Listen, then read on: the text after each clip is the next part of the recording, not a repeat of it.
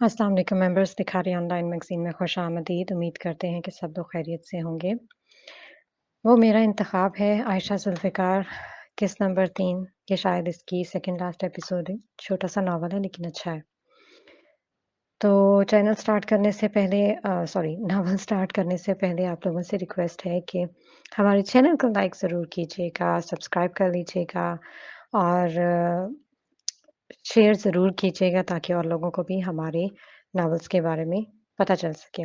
और हम अपने आने वाले नए मेंबर्स को वेलकम करते हैं जिन्होंने सब्सक्राइब किया वो काइंडली हमारे जाकर पूरे चैनल को विज़िट करें और वहाँ पर मौजूद प्लेलिस्ट चेक कर लें, जहाँ पर मौजूद जारी और मुकम्मल नावल आपको मिल जाएँगे। तो चलिए जी स्टार्ट करते हैं। वो मेरा इंतख़ाब है। तुम? वो जी भरकर हैरान हुई। सी ग्रीन सेल्फ लाइनिंग वाले 3 पीस में मलबूस वो उसके एंड पीछे खड़ा था। हमेशा की तरह हल्की-हल्की दाढ़ी से सजा, पर पुरकशिश चेहरा और आँखों पर लगा चौड़े फ्रेम वाला चश्मा, जो उसकी शख्सियत को 4 चाँद लगा देता था। हाँ, मैंने एहसन कमाल से ड्यूटी चेंज की है। वो बोला। और वो किस खुशी में? तुम्हारे मिलने की खुशी में? वो अपने कपड़े झाड़ते हुए बोला। सर जी, आ लो, सामान पूरा हो गया। उसके साथ भी क्लास 4 का एक बंदा था। गाड़ी आ गई अमजद? नहीं डॉक्टर साहब, गाड़ी का तो दूर-दूर तक अता-पता नहीं है। वैसे भी वो कहते रूट के हिसाब से निकलना है। अपना 34वां नंबर है और अभी पहली गाड़ी भी नहीं गई। अमजद ने नया शोशा छोड़ दिया। फारस, तुमने ड्यूटी क्यों चेंज करवाई है? सारा को इस पर गुस्सा भी था और दिल में दूर कहीं सुकून की एक हल्की सी रमक भी थी। तुम वहाँ अकेली थी, इतनी दूर। बस मेरा दिल नहीं माना और चेंज करवा ली। वो बोला। ज़ारा उसे देखती रह गई। अमजद देख रहा है, उसके कहते ही वो चौंकी। फारस हंसता चला गया। खबरदार, जो मेरे साथ ज़रा सा भी फ्लर्ट करने की कोशिश की तो। ज़ारा ने उसे उँगली दिखाई। मैं तो करूँगा। ड्यूटी क्यों चेंज करवाई है भला? वो हंसते हुए उसका सुर्ख चेहरा देखता रह गया। यावर अब्बास को कॉल करो। ज़ारा नज़रें चुरा गई। फारस ने बददस्तूर हंसते हुए उसका नंबर मिलाया। यावर भाई, किधर हो? क्या? मैंने पूछा किधर हो? बस आ गया जी। ਉਹ ਤੁਸੀਂ ਹੋ किथे? फारस जोर से बोला। ਤੁਹਾਡੇ पीछे। वो दोनों एक साथ मुड़े थे और मुड़ते ही चौंक गए। ज़ारा की दोनों आंखें फैल गईं जबकि फारस बस परेशान सी नजरों से उसे देख रहा था। आप यावर अब्बास हैं? ज़ारा को पहले होश आ गया। हाँ जी मैडम, गाड़ी आ गई? वो इतना ऊंचा बोला कि बैकग्राउंड शोर तो कहीं दब ही गया था। वो कम से कम 60 साल से तो ऊपर का था। सर और दाढ़ी के बाल सफ़ेद हो चुके थे। आँखों पर 5-6 नंबर का मोटा चश्मा, छोटा-सा कद, बहुत सीधा से कपड़े और कम से कम 3-4 जर्सियाँ और कोट। यावर साहब, ਤੁਸੀਂ 100 साल पूरे करके रिटायरमेंट लेनी जे? फारिस ने पूछा। मैंने पूछा गाड़ी आ गई? उसने सुना ही नहीं। चलो जी, बढ़ गया वही। फारिस ने हथेली पर मुक्का मारा। यावर भाई आ गए। वही इसका मतलब उसको ज़्यादा सुनाई देता है। नाइस। अच्छा। यावर भाई आ गए। अमजद अंदर से उसे ढूँढता हुआ आया था। "ओ अमजद भाई, कैसे हो यारा?" यावर उससे लिपट ही गया। "ओ ਤੁਹਾਡਾ ਭਲਾ ਹੋਵੇ, ਤੁਸੀਂ हजे भी हो?" अमजद ने कहकहा लगाते हुए कहा। "ज़ारा, मुझसे लिखवा लो। सबसे साफ और शफाफ इलेक्शन ये बंदा करवाएगा। देख लेना।" फारिस ने हँसते हुए कहा। ज़ारा इतनी ज़्यादा फ्रस्ट्रेट हो चुकी थी कि उसे भी मारे बेबसी की हँसी आ गई। असल जलालत तो वाकई गेट पर ही हो गई थी। 3-4 पोलिंग स्टेशन को एक रूट देकर एक गाड़ी दे दी गई और फिर 3-4 रूट्स को मिलाकर एक क्लस्टर बना दिया गया। गाड़ियां क्लस्टर वाइज जानी थी। आगे और पीछे आर्मी की एक-एक गाड़ी जानी थी। अब जब तक उसे एक क्लस्टर की गाड़ियां इकट्ठी ना हो जाती, वो निकलने ही नहीं दे रहे थे। 2 बजे के करीब पहला क्लस्टर निकला। सारा और फारस का 11वां क्लस्टर था। सारा पीआरओज़ मर्द व ख़वातीन अपने-अपने सामान के साथ गेट के बाहर खड़े थे। एक जमे गफ़ीर, बेपनाह रश। चूंटी की रफ्तार से गाड़ी आगे आए, फिर इस रूट वाले धड़ाधड़ अपना सामान लाते। अमला पूरा करें और उसमें सवाल हो। फिर उसकी चेकिंग हो, नंबर लगे और आगे जाकर खड़ी हो जाए। जब तक इसके साथ वाली गाड़ियाँ क्लस्टर पूरा न कर दें, वो खड़ी रहीं। सच में क़यामत सुग़रा का समा था। हालो बेहाल गज़ेटेड ऑफ़िसर्स 16 से 19 ग्रेड के लोग जिन्हें जानवरों की तरह रोल दिया। इधर से उधर से इधर। ख़वातीन सड़कों पर खड़ी, बेयारो मददगार। शाम 4 बजे 34वां रूट निकला। सद शुक्र गाड़ी आ गई। ज़ियान के साथ मिलकर ज़ारा की क्लास 4 ने जल्दी से सामान लादा। फ़ारिस और यावर ने अपना-अपना सामान रखा। फ़ारिस, वो नीला शापर तो उतार लो। उसने फ़ारिस के थैले की तरफ देखा। इसमें क्या है? इसे पता ही नहीं था। Brass seal. हाबिल का बिल? फ़ारिस को समझ ही ना आई। पीतल की मोहर बेवकूफ़, वो तप गई। तो लटकी रहने दो, वो लापरवाही से बोला। अल्लाह के बंदे ये वापस करोगे तो रिहाई मिलेगी, वरना केस चलाएंगे तुम्हारे ऊपर, वो बोली। अच्छा, उसने एकदम नीला शॉपर खींचकर पैंट की जेब में डाल लिया। बैठे सर, जल्दी। ड्राइवर इनसे ज्यादा जल्दी में था। इससे पहले कि फारस ज़ारा के साथ वाली सीट पर बैठता, ज़ियान जकन लगाकर उसके साथ बैठ गया। ओ हीरो, नीचे उतर। फारस ने उसे घूरा। क्यों? मैं तो आप ही के साथ बैठूंगा। आप ही की तमाम तर जिम्मेदारियां अब्बू ने मुझे सौंपी है। उसने दांत निकाले। ओह, आप ही के बॉडीगार्ड, नीचे उतर, वरना आंटी को कॉल कर दूंगा, वो बोला। फारस, बस करो, सारा सत कर बोली। यार इसे कहो नीचे उतरे। मैं तो नहीं उतरता। फारस ने झपट कर इसका कान पकड़ा और खींचकर उसे नीचे उतार दिया। फिर जल्दी से ज़ारा के बराबर में बैठ गया। देख लें अपने शोहर के काम। वो बेचारा अपना कान मसलते हुए फारस के साथ बैठ गया। डॉक्टर साहब, तुसी अगे आ जाओ। ड्राइवर दरवाजे की तरफ आया। क्यों भाई? लेडीज के साथ बैठना मुनासिब नहीं लगता। ओ भाई, ये मेरी सवानी है, समझा? वो बोला। अच्छा अच्छा, फिर ठीक है। काका, तू अगे आ जा। ड्राइवर ज़यान की तरफ मुड़ा। एनू भी छड़ दे, मेरा साला है, वो बोला। बल्ले बे बल्ले, तुसी तो मुड़ सारा खानदान लिए बैठे हो। ड्राइवर हंसता चला गया। बस भाजी दुआ करो अल्लाह खानदान विच बरकत पावे। फारस के कहते ही ज़ारा सुर्ख हो गई। फारस, खुदा के लिए। उसने जोर से फारस के रान पर मुक्का मारा था। वो बस हंसता चला गया। खुदा खुदा करके क्लस्टर पूरा हुआ और गाड़ी निकली। पूरे प्रोटोकॉल के साथ दर्जा अव्वल के वो 3 मजिस्ट्रेट अपने अपने पोलिंग स्टेशन की तरफ रवाना हो गए।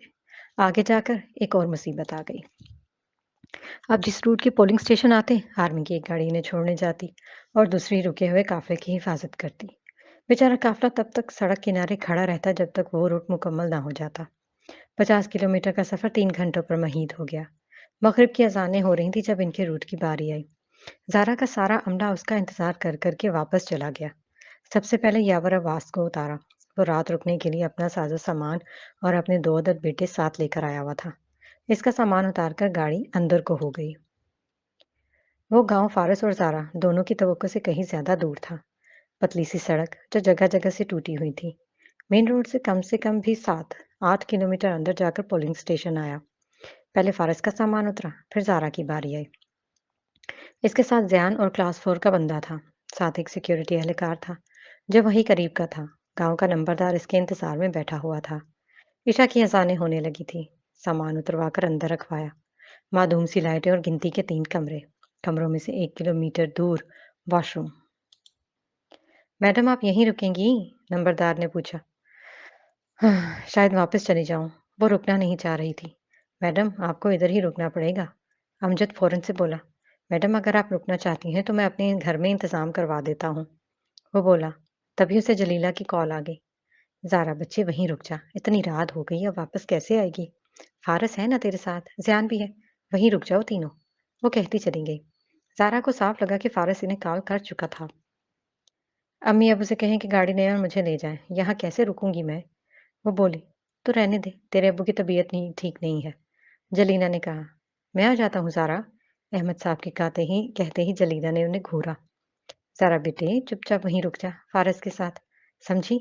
उन्होंने घिरक कर कॉल काट दी और अहमद साहब की तरफ मुड़ी। खबरदार जो आप वहां गए, वो दोनों जितना ज्यादा वक्त गुजारेंगे एक दूसरे के साथ, गलत फहमियां उतनी कम होंगी। ध्यान है ना वहां? जलीला, वो खुला ले रही है। कभी भी नहीं लेगी, मोहब्बत करती है वो फारस से। वक्त ही गुस्सा है, खत्म हो जाएगा। जलीला पुर यकीन थी। गांव के नंबरदार ने इन दोनों के रहने का बंदोबस्त अपने घर की बैठक में कर दिया था। ज़ारा से बाला ही बाला फारस ने इन्हें एक ही कमरा सेट करवाने का कहा। जैसे ज़ारा खुद बखुशी उसके साथ एक ही कमरे में रह लेगी। रात के 9 बज रहे थे जब ज़ारा ने अपना सामान खोला। वो अभी तक पोलिंग स्टेशन पर ही थी। सिक्योरिटी एहलकारों और ज़यान के लिए नंबरदार ने 2 चारपाइयाँ और बिस्तर भिजवा दिए थे। वो तो ऐसा रज़ाई में घुसा कि फिर सुबह तक बाहर न निकला। ताहिर, ज़ारा का क्लास 4 को कहकर उसने दोनों कमरों में कुर्सियाँ और मेज़ रखवाईं और पोस्टर्स लगवाए। बॉक्सेस अलग-अलग किए, इनकी सीलें अलग की, नंबर्स नोट किए, वोटिंग स्कैनर्स लगवाए, सारे फॉर्म्स जमा किए, सारे पैकेट्स इकट्ठे किए। 10 बजे नंबरदार के घर से खाना आ गया। उसने फ़ारस को भी उधर ही बुलवा लिया। फ़ारस, ज़ारा और ज़ियान को उन्होंने एक ही कमरे में खाना लगा दिया। ज़ियान पुत्र, मैं तो कहता हूँ तू घर चला जा। फ़ारस ने कोट उतारकर कंधों से शाल लपेट ली थी। किस खुशी में? ज़ारा तुड़की। इसकी वजह से तकोन बन जाती है। फ़ारस ने ज़ियान को घूरा। तो तुम्हें तकोन से क्या तकलीफ़ है? वो बोली, मुझे तकलीफ़ दर तकलीफ़ है। वो बोला। ज़ारा बस उसे घूर कर रह गई। फ़ारस भाई, अब मैं सोने लगा हूँ, ठीक है? ज़ियान खाना खा के इसके कंधे पर हाथ रखते हुए खड़ा हो गया। अब बना ले जो सीधी लाइन बनानी है आपने। वो फ़ारस का कंधा दबाकर सरगोशी में बोला। ज़ियान बेशर्म दफ़ा हो जाए यहाँ से अपने बिस्तर में। ज़ारा ने उसकी सरगोशी सुन ली थी। अब्बू को बताऊंगा कि खुद दोनों नंबरदार के घर जाकर सोए और मुझे इस चटील मैदान में सुला दिया। वो इन्हें आंखें दिखाता हुआ बाहर निकल गया। चलें? उसके निकलते ही फ़ारस उसकी तरफ मुड़ा। कहाँ? सोने। Shut up. फ़ारस, एक बेहुदा लफ्ज़ मुझे मत सुनाना, वरना मुझसे बुरा कोई नहीं होगा। उसे गुस्सा आ गया।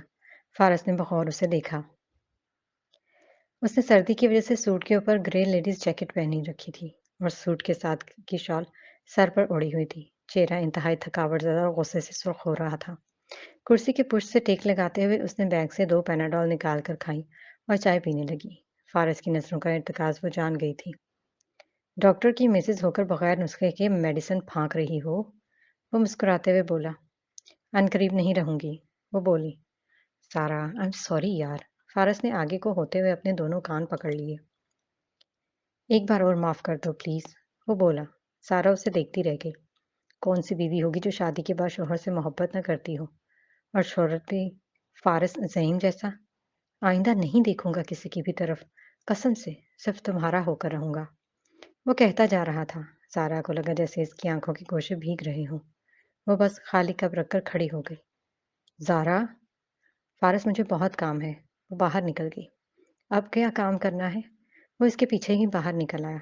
ये सारे पैकेट्स और फॉर्म्स फिल करके साइन करने हैं। वो बोली। अभी? तो और कब? कल का पूरा दिन पड़ा है। वो बोला।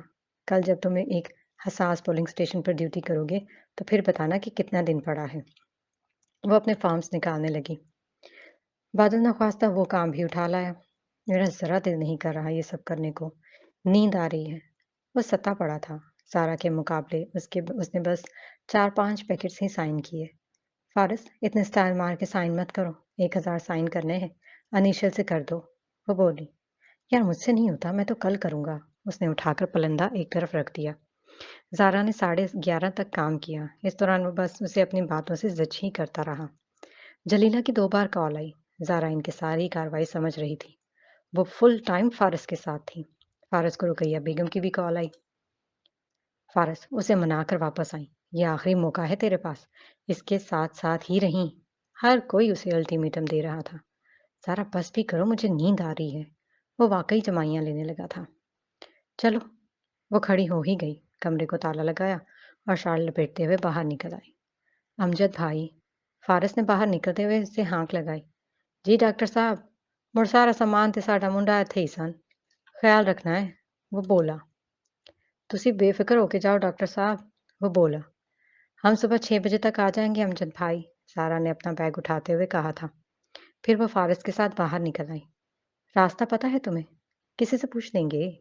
वो बोला। किससे? भूतों से? हाय भूत! वो एकदम इतनी ज़ोर से चीखा कि ज़ारा बिना कुछ सोचे समझे इससे भी ऊँची चीख मारते हुए एकदम ही उससे लिपट गई। सन्नाटे में यकलखती फ़ारस का कहकहा बुलंद हुआ। इंतहाई बेहुदा और बदतमीज़ इंसान हो तुम। वो ज़ोर से इसके सीने पर मुक्का मारकर पीछे को हुई थी, लेकिन इस बेहुदा इंसान ने भला अब उसे कहाँ छोड़ना था। वो बड़ी मज़बूती से अपनी शॉल उसके वजूद के गिर्द लपेट गया था, यूँ कि ज़ारा पूरी तरह उसके बाजुओं में कैद हो गई। यूँ कि उसका दिल फ़ारस के दिल से जुड़ गया था। यूँ कि उसकी सांसें फ़ारस की सांसों से घुलने लगी थीं। छोड़ दो मुझे। फ़ारस की कुर्बत को तो किसी ज़माने में इंतहाई जानलेवा हुआ करती थी उसके लिए। ज़ारा, तुम्हें लगेगा कि शायद मैं बातें बना रहा हूँ, लेकिन खुदा की कसम, آج تمہیں ایپ کاؤنٹر پر کھڑے دیکھ کر میں ندامت سے گڑ سا گیا۔ میں تو تمہارے مقابلے کچھ بھی نہیں ہوں، شاید تمہارے پیروں کی دھول بھی نہیں، لیکن زارا یار میں بہت محبت کرتا ہوں تم سے۔ تمہیں چاہے جھوٹی لگے لیکن یہ میری زندگی کا سب سے بڑا سچ ہے کہ مجھے اپنی بیوی سے بے پناہ محبت ہے، وہ کہتا چلا گیا، دونوں بازو ہنوز زارا کے گرد شال سے حصار بنائے ہوئے تھے۔ فارس مجھے بتاؤ میں تمہارے لیے کہاں کافی نہیں تھی؟ تمہارا کون سا حق ادا نہیں کیا میں نے؟ بتاؤ کمی کیا تھی مجھ میں جو کسی اور کی طرف دیکھا؟ زارا جیسے ہار سی گئی تھی۔ زارا آئی ایم سوری۔ وہ شدت سے اپنی پیشانی اس کی پیشانی سے جوڑ گیا تھا۔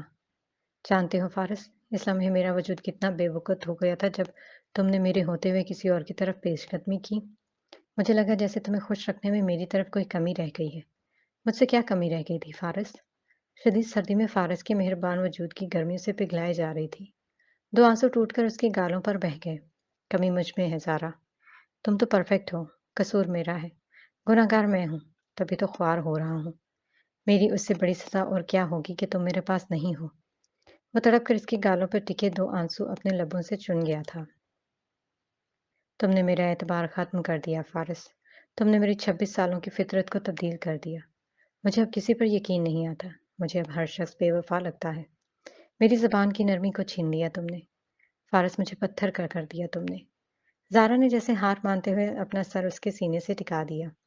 لگاتار بہتے آنسو فارس کی شرٹ کو گیلا کرتے جا رہے تھے۔ زارا مجھے ایک بار معاف کر دو، بس ایک بار، بس ایک آخری بار، تھوڑا سا ترس کھا لو مجھ پر، ذرا سا رحم کرو بس۔ وہ اسے مضبوطی سے اپنے سینے میں بھینچ گیا تھا۔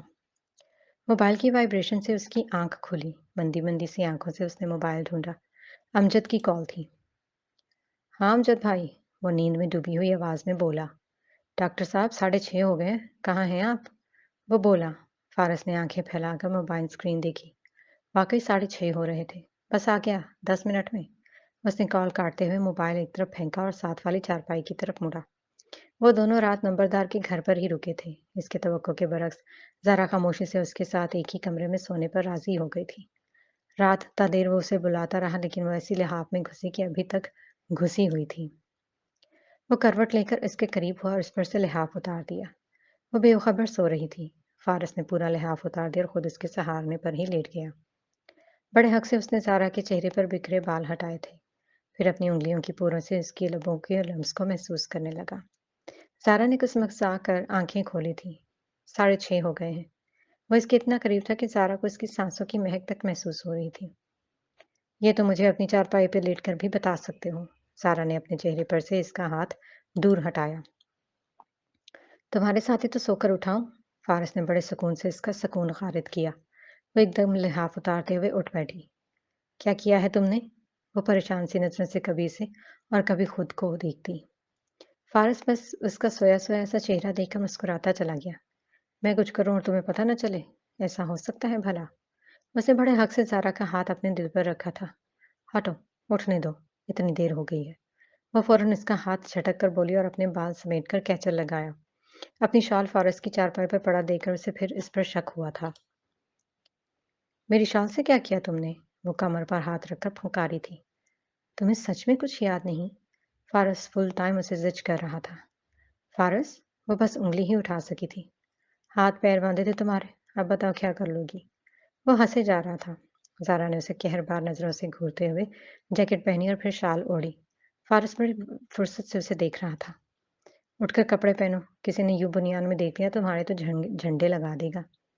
وہ بولی۔ جھنڈا بھی تو تمہارے ساتھ ہی لگے گا۔ وہ اٹھ ہی گیا تھا۔ اتنی صبح ناشتے کا کوئی سین ہی نہیں تھا۔ شفقت چائے کا ایک ایک کپ پی کر وہ دونوں پولنگ اسٹیشن پر آ گئے۔ 7 بجے تک زارا کا سارا عملہ بھی آ گیا۔ اس نے انہیں اپنا پولنگ بوتھ سیٹ کرنے کا کہہ دیا۔ کمرے کافی چھوٹے تھے، سو اس نے تینوں کمروں میں ایک ایک بوتھ سیٹ کروا کر اپنی کرسی میز باہر رکھ دی۔ تبھی آرمی والے آ گئے۔ کچھ دیر بات چیت کر کے وہ اپنا سیل نمبر دے گیا کہ کسی بھی ہنگامی صورتحال میں مجھے کال کر دے۔ ادھر وہ باہر نکلے، ادھر سروس بند۔ یعنی اب اس کے ساتھ وہاں جو بھی سلوک ہوتا وہ کسی کو بھی اپنی مدد کے لیے نہیں بلا سکتی تھی۔ کل پلا کر 32 NA کے اور 36 PP کے امیدوار تھے۔ 7:30 بجے تک پولنگ ایجنٹس بھی آنا شروع ہو گئے۔ ضروری فارم سائن کر کے اس نے عملے اور پولنگ ایجنٹ کے سامنے بیلٹ پیپرز کھولے تھے، پھر سارا سامان عملے میں تقسیم کیا۔ پولنگ ایجنٹس کا کام صرف اور صرف خاموشی سے پولنگ کے عمل کو دیکھنا اور ووٹر کی رہنمائی کرنا ہے۔ کسی بھی ووٹر کے ساتھ زبردستی کرنا یا اس کی جگہ مہر لگانا یا اسے گمراہ کرنا آپ کا کام نہیں ہے۔ زارا نے پولنگ شروع ہونے سے پہلے جتنا ممکن ہو سکا انہیں سمجھایا اور اس سے غلطی یہ ہو گئی کہ اس نے ان کی کرسیاں اندر لگوا دیں۔ بیلٹ باکسز سیل کروا کر اس نے اندر رکھوائے اور ٹھیک 8 بجے پروسیس شروع کیا۔ خواتین جوک در جوک اپنے شناختی کارڈ لے کر آ رہی تھیں۔ اس کے پولنگ سٹیشن پر کل 1200 ووٹ تھا۔ ابھی 8 بج کر 5 منٹ ہی ہوئے تھے کہ پہلے کمرے سے جھگڑے کی آوازیں آنے لگی۔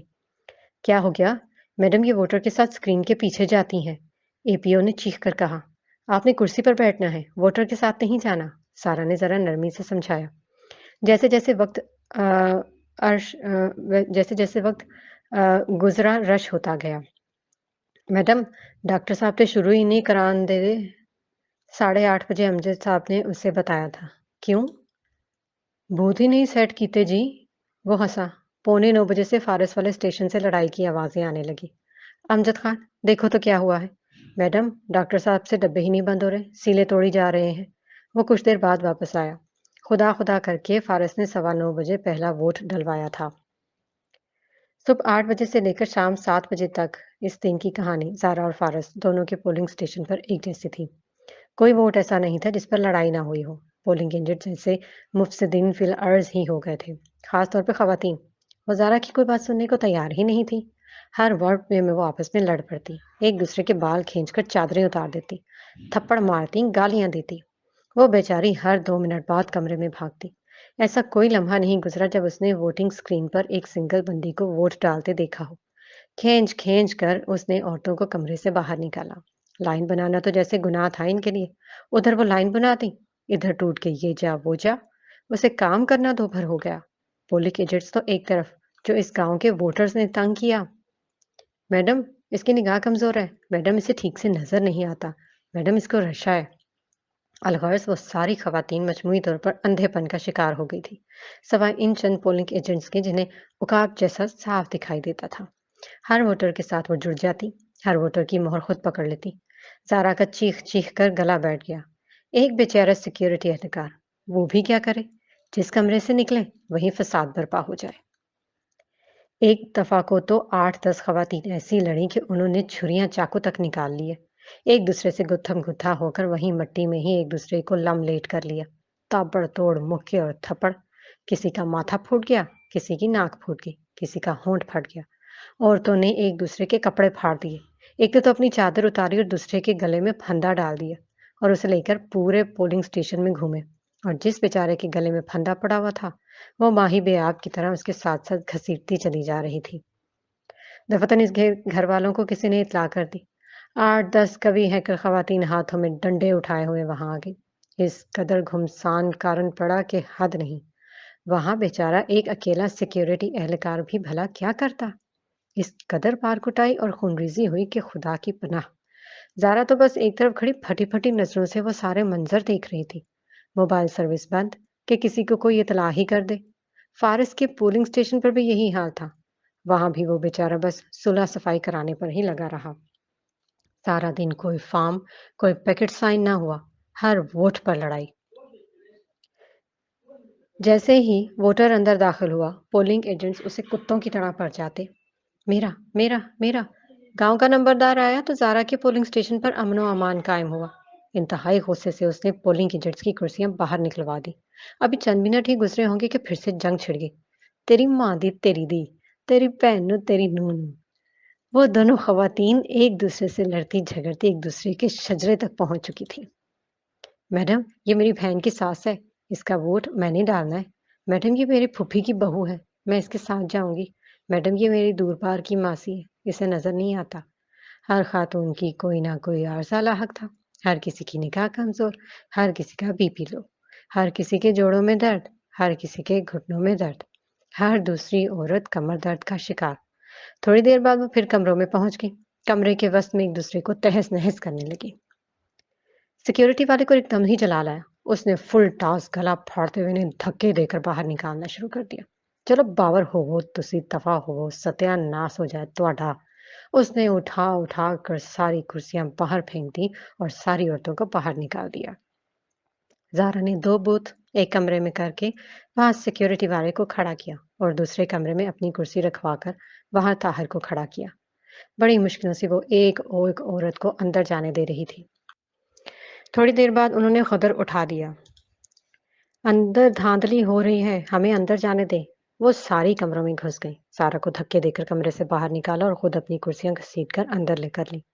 अब अंदाजा करें कि ऐसी सूरत हाल में मोबाइल सर्विस बंद, इंतहा दर्जे की मिस मैनेजमेंट थी वहां पर। वहां कम से कम 2-3 सिक्योरिटी वाले होने चाहिए थे। आर्मी ने पलट कर चक्कर तक ना लगाया।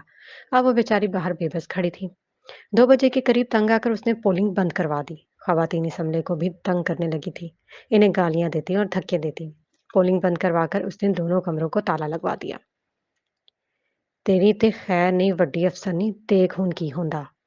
वो कोई इंतहाई जारहाना खातून थी जो सारा पर चढ़ दौड़ी। उसे बमुश्किल सिक्योरिटी एहलकार और जियान ने आकर होकर बचाया। एक बार फिर नंबरदार और कुछ लोग वहां आए। नंबरदार ने काफी गुस्से से इन खवातीन को लताड़ा था। आधे घंटे बाद उसने पोलिंग स्टार्ट शुरू करवाई। नंबरदार वहीं रुका रहा। सारा ने लाइनें बनवाई और प्रोसेस शुरू करवाया, लेकिन इस कदर ढीठ खवातीन कि अपने सदस्य से बाज नहीं आई। और दूसरी तरफ हसास पोलिंग स्टेशन का अंदाजा करें। वहां मर्द पोलिंग एजेंट्स ने फारस के 14 तबक रोशन कर रखे थे। सबसे पहले तो हर 2 मिनट बाद कोई ना कोई दंदनाता हुआ उसके सर पर पहुंच जाता। अंदर धांधली हो रही है। वो उसे समझा बुझाकर वापस भेजता तो कोई और आ जाता। पोलिंग एजेंट्स इसके लिए सर का दर्द बन गए। हर वोटर के साथ मोहर लगाने पहुंचे होते। हर 10 मिनट बाद बाहर घमसान कारण छिड़ जाता। इस कदर मारामारी की हद नहीं। एक दफा को तो 8-10 लोगों ने सारे बूथ ही तहस नहस कर दिए। फारस ने मजबूर होकर इन पर समरी ट्रायल लगा दिया। दोपहर के करीब जो लड़ाई हुई, इसमें तो बाकायदा कुल्हाड़ियां बीच में आ गई। फारस का सारा अमला बाहर निकल आया। बाहर खुले मैदान में जंग का सा समा था। वो दो धड़े मारते मारने पर तुले हुए थे। वो बीच बचाव करवाने इनमें कूदा तो खुद भी धरा गया। यकदम ही एक गौसीले से लड़के ने उसके माथे पर पिस्तौल रख दी। जियान वही था। फारस के माथे पर रखी पिस्तौल देखता भागता हुआ वो ज़ारा की तरफ आया। फारस भाई गए। आप ही। फारस भाई पर एक आदमी ने पिस्तौल तान ली है। उसने ज़ारा की रूह फना कर दी। दफतन गोली चलने की आवाज़ आई। ज़ारा को लगा जैसे इसके वजूद का आखिरी कतरा तक मुंजमद हो गया हो। फारस। बस एक सिसकी सी थी जो उसके लबों से निकल गई थी।